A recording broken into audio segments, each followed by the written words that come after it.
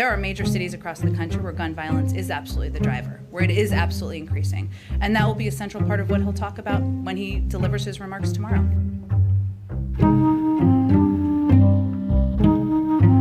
You said yesterday the president feels a great deal of the crime we're seeing is a result of gun violence, but the stats show it's not just gun crimes.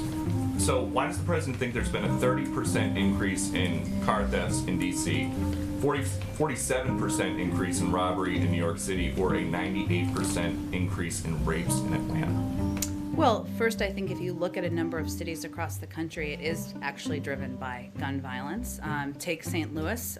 In 2021, 96% of homicides where the instrument is known were committed using a firearm. In New York City, from March 2020 to March 2021, shooting incidents have jumped 77%.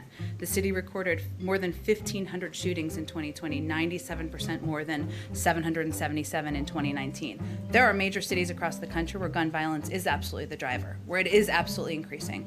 And that will be a central part of what he'll talk about when he delivers his remarks tomorrow. And given everything that is going on with guns, without guns, does the president still think that this is the best time to end cash bail?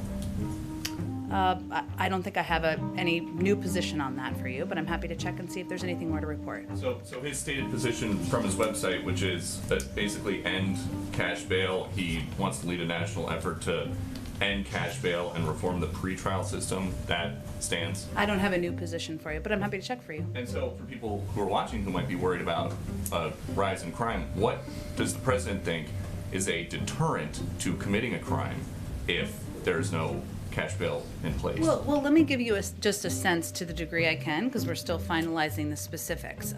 There's been an increase in violent crime over the last 18 months. It's not just over the last few months, and actually if you look statistically back, it's more over the last 5 years or so. So there's an initial set of actions the president has announced to date to address gun violence back in April, strengthening regulations on ghost guns, stabilizing braces that make firearms more lethal, investing money in community violence intervention programs, an investment that he thinks can be quite effective. He's talked about for decades, and I think you'll hear him talk about more tomorrow, supporting additional funding for community policing through his budget request and helping state and local governments keep cops on the beat. So yes, we believe that a central driver of violence is gun violence and is the use of guns. We're seeing that statistically in a lot of areas, but he also believes that we need to ensure that state and local governments keep cops on the beat, that we're supporting community policing, and that's a key part of it as well. And just the last one, you just said again, you guys want to keep cops on the beat, but there are reports that big cities are having a very difficult time recruiting officers right now, and there are many other reports that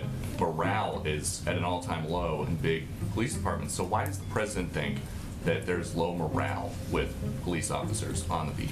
I don't think we're the right entity to give an assessment of that. I'd certainly look to the police departments to give that assessment. But what I would say to you is that the president has never supported defunding the police.